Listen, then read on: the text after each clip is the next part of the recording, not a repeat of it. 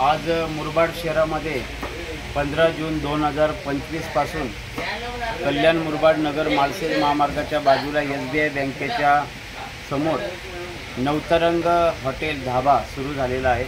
आमचे परममित्र दीपकजी कारले ज्यांना DK या नावाने ओळखलं जातं, त्यांचा शाकाहारी आणि मांसाहारी जेवण मिळणारा धाबा सुरू झालेला आहे। त्याचं उद्घाटन झालेलं आहे। मी माझ्या मंचच्या वतीनं मुरबाड तालुक्यातल्या सगळ्या ग्राहकांना विनंती करतो आणि या रस्त्यातून जाणाऱ्या सर्व ग्राहकांना विनंती करतो की लज्जत न्यारी आणि नवतरंग हॉटेलची चव भारी असं हे हॉटेल आहे।